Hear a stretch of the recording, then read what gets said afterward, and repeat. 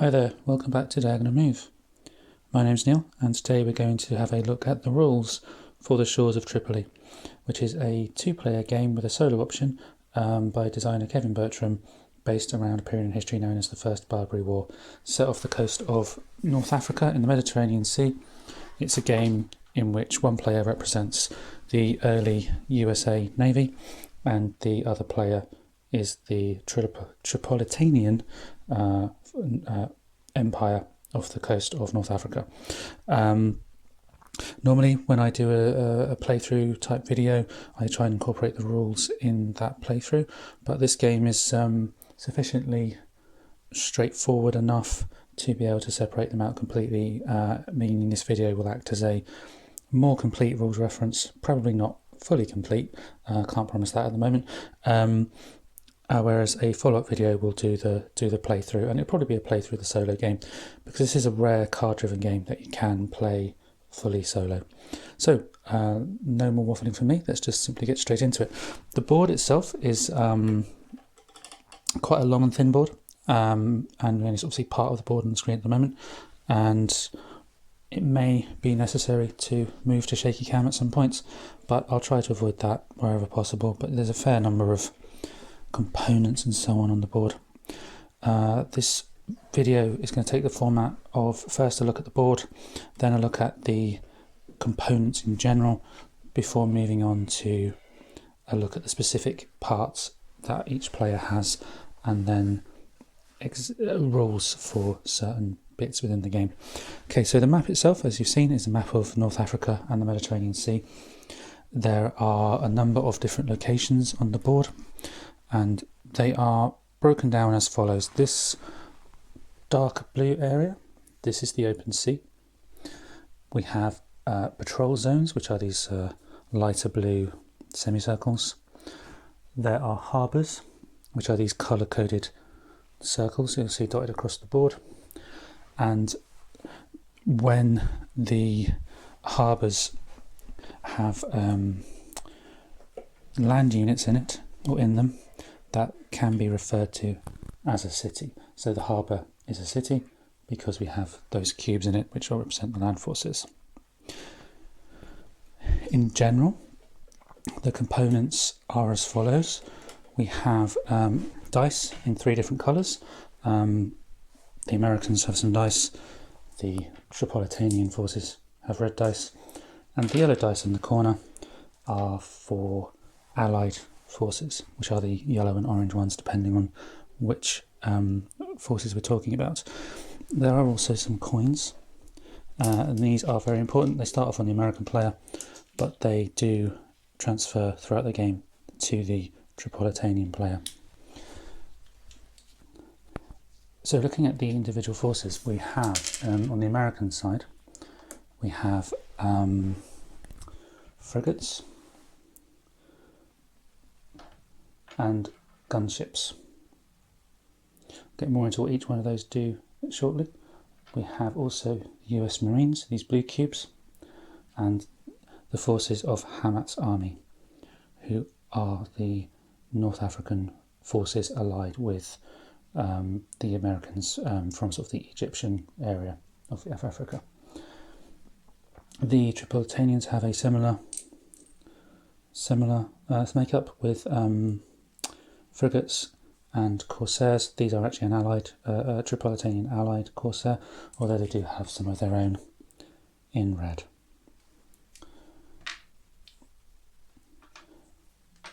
The Tripolitanian infantry are these red cubes. So that's the general overview. One thing I didn't mention, the Swedish frigates are these yellow frigates. These are allied to the Americans. Okay.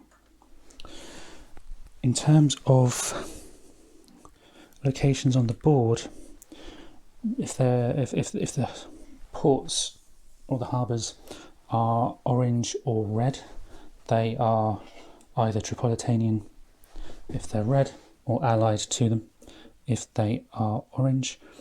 The blue areas are allied to the United States, and there are more, Tripolitanian friendly harbours than there are US friendly harbours, perhaps as you might expect. This area here is a supply. The only harbour that can hold both Tripolitanian and American forces without becoming a battle or a combat of some kind is Gibraltar, which is actually within the context of the game. It's a UK, it's a British port, but and the British act as a mediator to both sides, so both forces can sit in Gibraltar without causing any combat.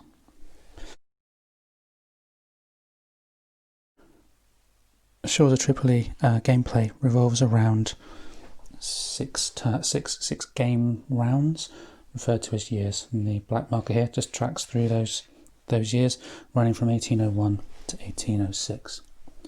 Each of those 6 years is broken down into 4 turns, representing spring, summer, fall, and winter, and again you'll track the turns before moving on into a new round. The gameplay is entirely based around cards, and let's move those out of the way for a moment. So the cards are of various different types. And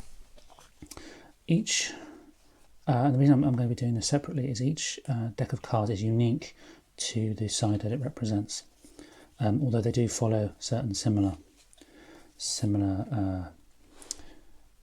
iconography and so on. The cards themselves are unique to each deck. Each deck will have a number of different card types. These cards here, Thomas Jefferson, Swedish frigates, and Hamlet's army, are what's known as core cards, and these are represented by the circle there. These sit in the front of the US player and can be used instead of a card in hand at any time, but once you play them, they're removed from the game. So if you play Thomas Jefferson, you can't use the card again. And those are those cards represented with the circle. There are 3. Then there are a number of other cards, and some of them are represented in different ways, but they're basically, and different volumes, but they're basically the same 4 icons on the bottom. There's either no icon, which is a card that's an event, and you can discard that card, it ends up back into your hand. We have cards with a lightning bolt, which are a specific type of event. They're unique events according to the rulebook terminology, and when you play these as an event, you will remove that card from the game permanently. Battle cards are not played as a event card during the normal course of play. They're in your hand, but they're not played as an event card. When there is a battle, be that a naval battle or a land battle, you can play these during that combat to boost up your combat as specified in the card text. And then finally we have these cards with the American star on, and these are victory cards. They're basically the way the Americans win. You have to fulfill the conditions stated, and I'll explain a bit more about those in a bit later. But if you fulfill all of those, you play the card, and the Americans have won the game. In terms of how the American actions work, I'll just make sure I get the right terminology.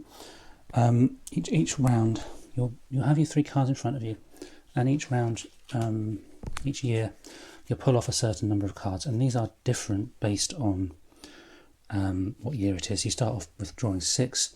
When the card deck runs out, you shuffle them, and so by the time you get back into 1805, 1806, you've got a full deck of cards, and then you draw a special number of cards in 1806. Basically, you start off with a certain number of cards in your hand, and the card number that you draw is 6 cards, but you have a hand limit of 8. So if you finish a round with 4 cards, you draw another 6, you have to discard 2. Let's just say we've pulled all these cards. What can we do with them? Well, there's a grand total of 3 actions you can do. you can play the card for the event if you have fulfilled the conditions on your card. Some cards, as I mentioned, can be placed back into a discard pile. Some are discarded from the game. These cards can be played as an event instead of the cards in hand. We can also then discard a card to move 2 of your frigates. So let's say we just discard that one into the discard pile. Even if it says it needs to be removed from the game if it's played, you don't do that if you're discarding. It's only when you play as an event that you will be forced to remove the card from the game. But what that movement will allow you to do will allow you to move 2 of your frigates to certain places. You can move to a sea patrol area. You could move to a harbour, depending on which harbour you go to or whether there are enemy forces. And let's just pop a couple here. You may end up having a battle if you move into the harbour. You don't have to move to the same location. A force of frigates could move 1 to Gibraltar, 1 off over there into Malta. So there's no restriction on, as long as it's a legal place to move, you do not have to move everybody in the same direction. Okay. The other action is to discard a card to build a gunship, and they are always built into Malta, and they stay in Malta unless you're having a battle, in which case they will move to help you with that battle. Let's take a look now at what the Tripolitanian player can do. They also have a deck of cards, and as I mentioned, these cards are different. And the first thing you need to do as a Tripolitanian player in a multiplayer game is remove the 3 cards that are specific to the solo game. There are no equivalents to these in the American deck. The solo game is Americans versus US, with the Tripolitanian side as the game bot in each game. So we remove those from play. The cards are the same iconography as mentioned. You do again have 3 cards representing your core actions, key events in history, and these are placed in front of you, and these will be played instead of a card from hand. But as before, if you do play one, it's removed from the game. The other cards follow that same pattern of no icon. So this can be either an event or a discard. Should you discard or play the event, in either case, you shuffle back into the discard and can see that card again later in the game. Instant cards, not instant cards. The forgotten the name of them now. The unique cards can be discarded or played as an event. If they're played as an event, you do discard from the game, not from hand, just from the game completely, as it says there. And it's probably worth noting that there's a fair number of cards with year conditions attached to them. The other card that we may come across, again, we have the same battle cards, and these are played during a combat of some type as a boost to combat rolls during the combat in which it is played.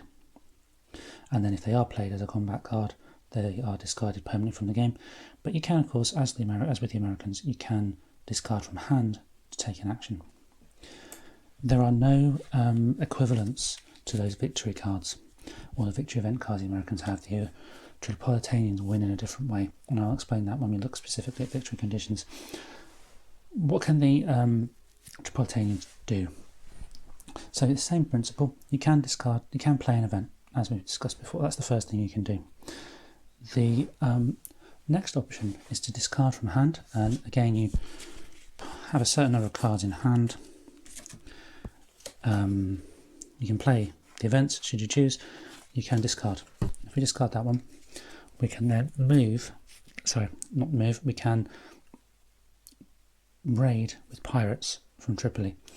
And what that means is you have a certain number of pirates coming out of Tripoli. I just knocked them all over. Trying to get past any frigates on patrol into the open ocean, so that they don't have a chance of stealing that gold that we looked at the beginning. Go into more detail about that at the moment, but you discard cards to do pirate raids in general. The other thing you can do is discard a card to build a Corsair in Tripoli. And that's your 3 actions as a Tripolitanian player. Neither side can pass unless they are completely out of cards in hand. If you have a card you can play, you must play a card. Let's take a look in a bit more detail about some of the different types of combat and interaction you'll have during the game. Movement is predominantly Americans, unless there is a card indicating some kind of movement on the Tripolitanian side. The movement is primarily the American frigates, and as I mentioned before, they can basically move from one place to another, and different things happen when they do that, unless something in a card says otherwise. The occurrences at each destination will vary depending on what the destination is and what's there when you arrive. So let's say we've moved to Malta. That's a friendly port for the Americans, nothing else happens, that's fine. The other option is that we move into a patrol zone, and again nothing else really happens. There's nobody there. That's fine. That's the end of that movement. However, if you move into a harbour that has enemy ships, so for example Tripoli here does have enemy ships, you begin what's known as a naval battle.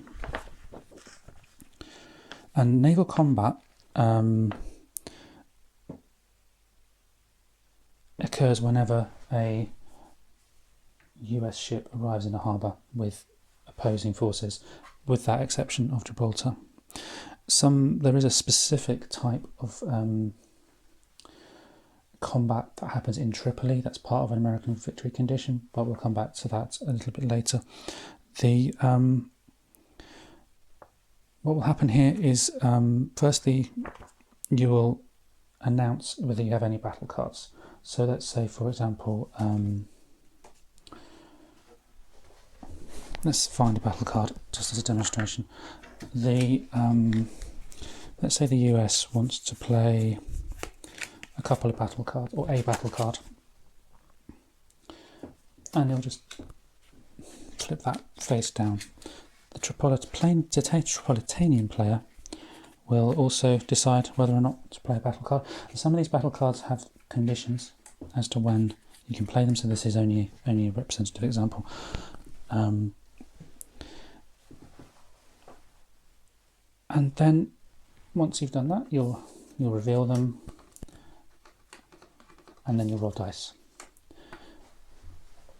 Generally speaking, American frigates do 2 of everything. They roll 2 dice, they take 2 wounds to destroy them. Everything else is 1 dice. So in terms of a naval combat, you'll simply roll dice on both sides, and you'll roll for the numbers of frigates that you've got. So in this case we'll have 4 dice for the Americans, because there's 2 for each frigate, and 5 dice for the Tripolitanians. Once you've rolled the dice, any dice that is a 6 is a hit. The player who controls the force that's been hit decides how to allocate the wounds.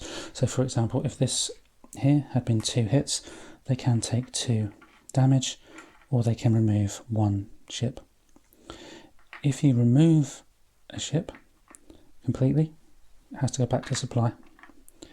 If you take 1 damage on a frigate, you can push it onto the year track in the year following the one you're on, and it is now what's known as damaged. And you have to wait until the next year before you can replace that unit or that frigate back into the into the game. So for example, we've taken 1 wound each here, decided we don't want to destroy one completely, so we're going to pop it from our 1801 track to our 1802 track. So we're on year 1, we've placed them on year 1802. At the start of the next year, we will move any forces in these boxes onto the board as reinforcements. And some do start the game on the track for the Americans. They don't have a full complement of soldiers until probably about halfway through the game. Now, we do have a gunboat. Gunboats live in Malta, and during an attack on a harbour by the Americans, they can come and join in, and they roll 1 dice. So the full number of dice we would have rolled in this attack for the Americans would have been 5, but they only take 1 hit to destroy. So if we had, let's say for example, we'd had an extra 1 in addition to damaging our frigates, this would have been destroyed.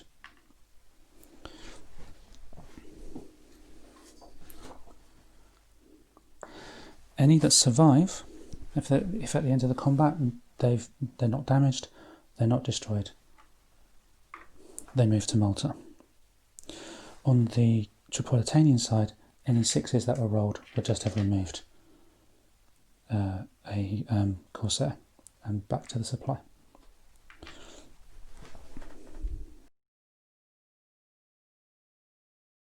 The third thing that might happen when the US Navy moves is what's called a naval bombardment. So the first thing we had was nothing happening, the second was a sea battle or naval combat, and this third thing is naval bombardment. What happens here is our US frigates will move to a harbour with only ground forces present for the other side. Typically this happens in either Dern or Benghazi, sometimes in Tripoli. More commonly, Tripoli will have forces, naval forces as well. And so basically it's very similar to the sea combat. Any gunboats from Malta can join in, and you'll do the same thing. You'll roll 2 dice for each frigate, 1 dice for the gunship. Any 6s removes a infantry from the Tripolitanian side.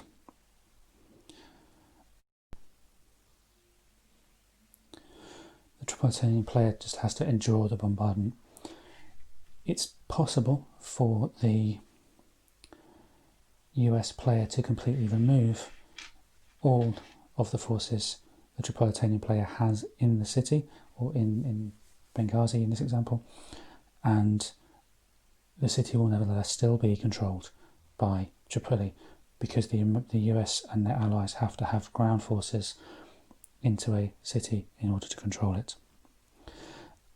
Once the combat's finished, whether there's any forces left or not, it only lasts 1 round, and all participating US forces move back to Malta.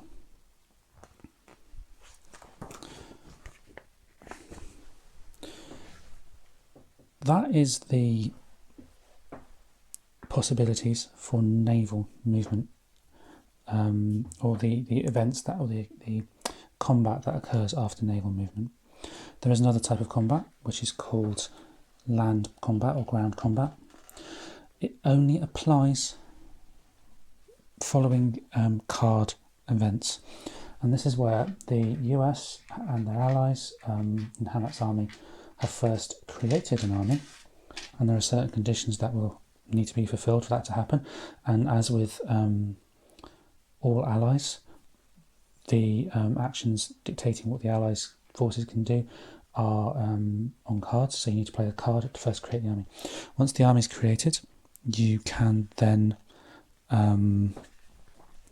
through card play, you will move first a Dern, then another card to Benghazi. Once you've done that, you have a combat. And the first thing that happens is any frigates can join in with gunboats if you have them, and roll dice to try and remove any standing army of the Tripolitanian player. Once that's done, the ships are returned to Malta, and then you can play battle cards should you have them on each side, and then you roll dice beginning with the American player, and once again there are sixes are hits and they are immediately removed depending on what you've rolled. If a force has been completely eliminated, the combat stops and the American capture the city. Should the Americans ever reach Tripoli and completely capture Tripoli, that is actually one of the victory conditions. If both forces are removed from a combat, then the Tripolitanian player is considered to have won. And the combat will continue until either there are no forces remaining or one force has been completely removed.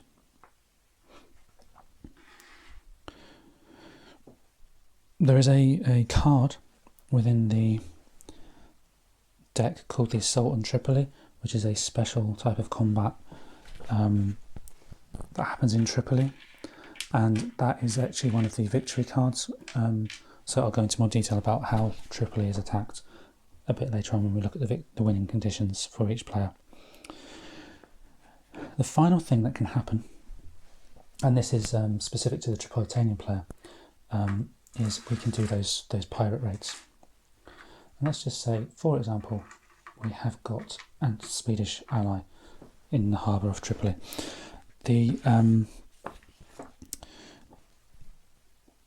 process is that first the Americans and the Swedish will try to intercept any pirates that are coming out of Tripoli. So you'll discard a card to decide to do a pirate raid. There are certain cards that will allow you to do this as well, but generally speaking you discard. And you first have to get past these ships. The Americans will get to roll a die, and again it's 2 die for the frigates, but for the Swedish, even though it's a frigate, it's only 1 die, so again it'll be a total of 5. Roll the dice. If you hit a 6, the Corsair is sunk. There's no return fire from the Tripolitanian player. If you survive as the Tripolitanian player, you move into the open ocean. Let's just move here. And the open ocean is where the Tripolitanian player will do its piracy. And that will basically mean you roll a die per ship with the effect, if any, of battle cards. So you can play a battle card at this point just like you would in combat. And on a 5 or a 6, so a 5 and a 6, you will capture a merchant ship, and the Tripolitanian player will receive 1 of these gold coins for each ship captured. And this is incredibly important because this is one of the victory conditions, getting a certain number of these, but again we'll look at that in a moment. Following that raid, whether it's successful or not, the ships return to Tripoli without any attempts at an interception from the Americans.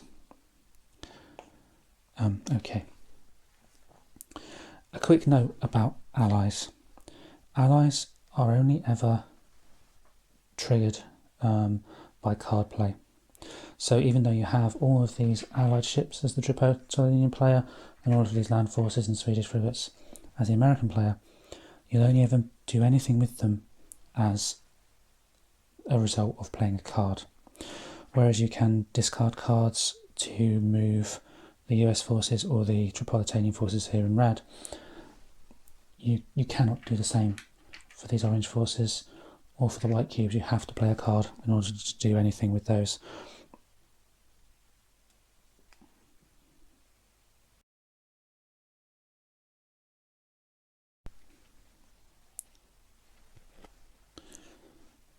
Let's take a look now at how you win a game of Shores of Tripoli.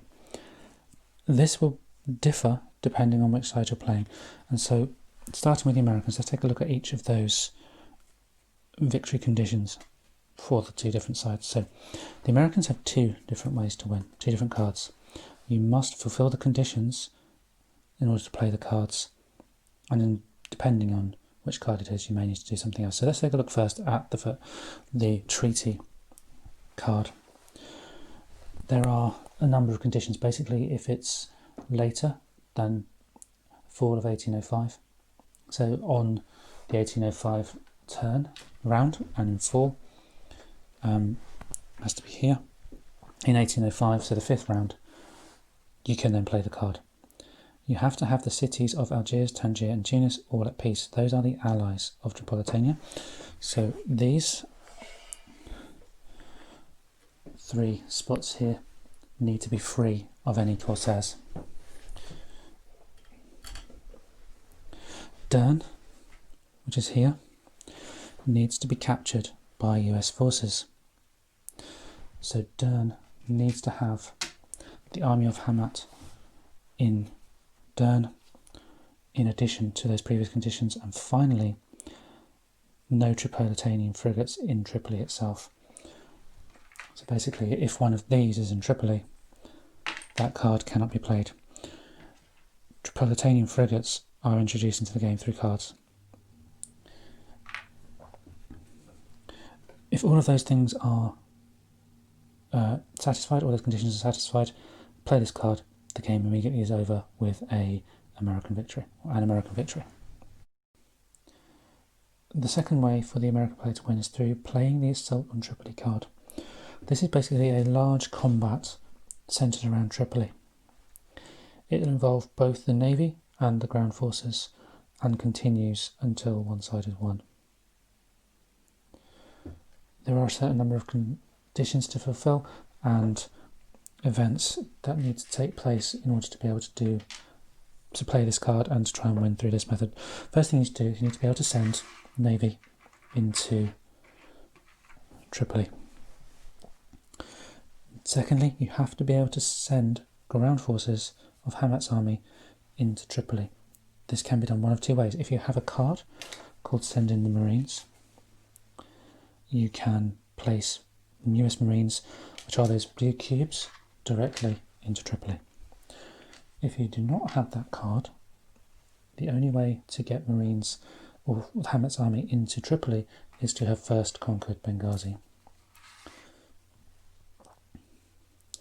If you have not conquered Benghazi and you do not have the Send in the Marines card, you cannot assault Tripoli.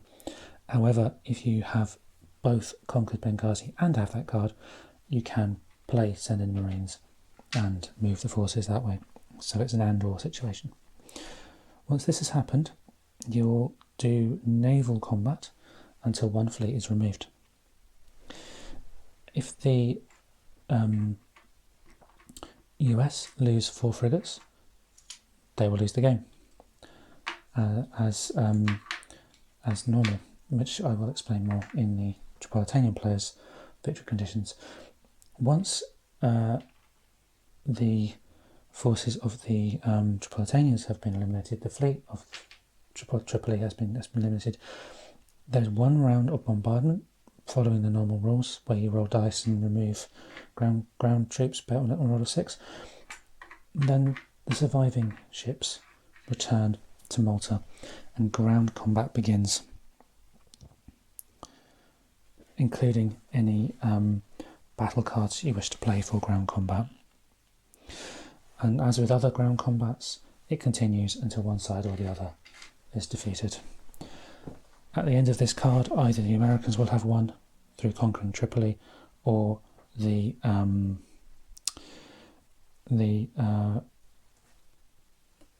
Tripolitanians will have won. The Tripolitanian player wins in a completely different fashion.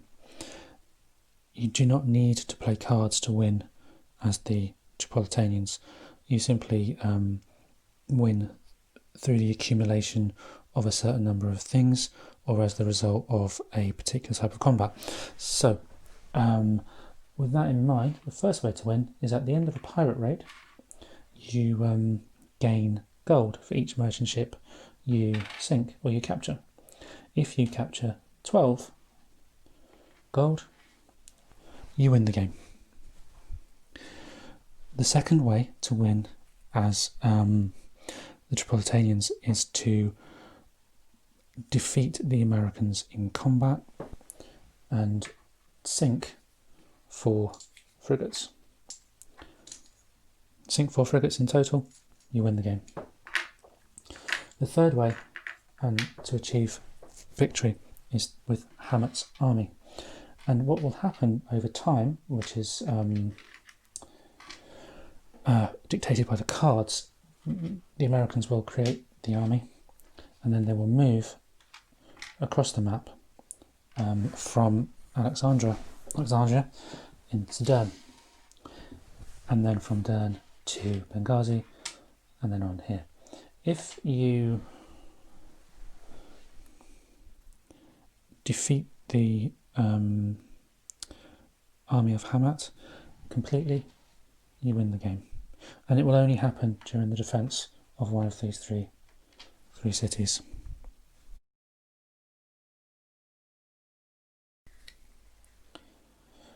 At the beginning of the video, I said this game could be played solo. It's a rare card-driven game that can be played fully solo, and all that remains to do today is have a quick look at the solo mode. It's a very simple solo mode to run, and a nice way to learn the game. And I suggest, due to the asymmetry of the cards, you actually do give a go at the solo mode just to learn the differences between the two sides before you play multiplayer. But anyway, in terms of the solo mode, then the setup for the Americans is exactly the same. You have your 3, and you will be playing the Americans in the solo game. The Tripolitanian forces are always run by the game. You'll have your 3 core cards in front, some cards that you've drawn to form your hand.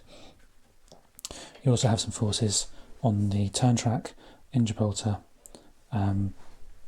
as identical to the multiplayer setup.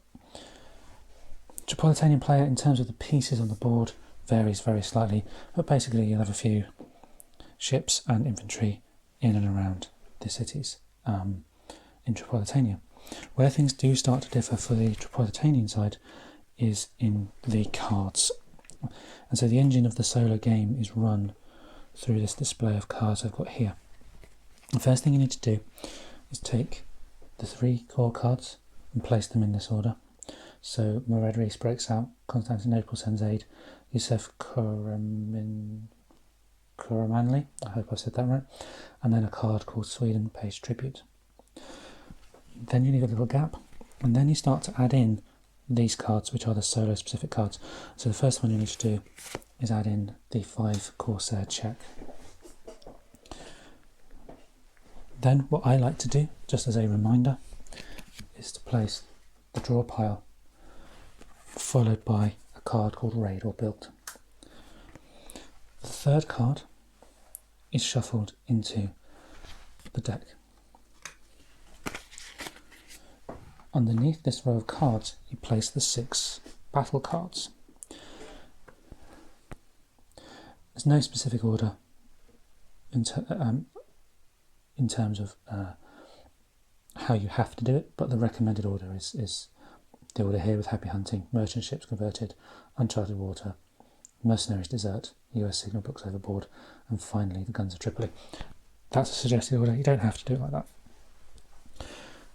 And the game will proceed as normal, with the Americans going first and then the Tripolitanians taking a turn before moving to the next turn and then the next round and so on. And what the T-bot, as it's known, will do is it will look first at the first card in the top row. If it has fulfilled the conditions, it will play that card. If it hasn't, it will move on to the next card, and the next card, and the next card,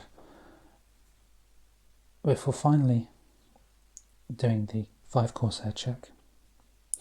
If none of these things can be done, you draw a card from the top of the deck, and then you may, as directed by the instructions in the back of the book, you may or you may not play the card, or you may use the raid and build card, which essentially is add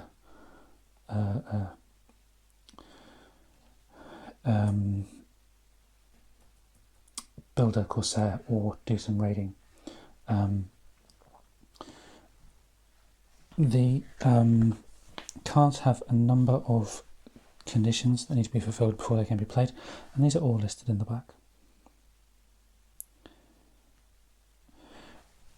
The battle cards will be played if a certain condition has been fulfilled in association with the event that's been played. And over the course of time, as you play each of the cards, these will slowly be turned over, and you'll be mostly fighting the 5 Corsair check, which is where much of the pirate raiding happens, until a certain point has been reached, in which case you then use these two cards. I hope that makes sense, but it's very simple to run. Just read left to right, check the conditions in the back of the book, and go from there. When conditions are the same, if the Tripolitanians sink 4 of your ships, take 12 gold, or defeat Hamet's army, it wins. You win by playing one or other of those 2 cards that the Americans have for victory. I will do a playthrough at some point, showing you how to run the solo mode properly, because it's a very enjoyable solo mode and has allowed me to play a card-driven game without needing to play both sides, which is quite nice. Anyway, that's enough for today's rules video. I will see you next time. I hope it's been helpful.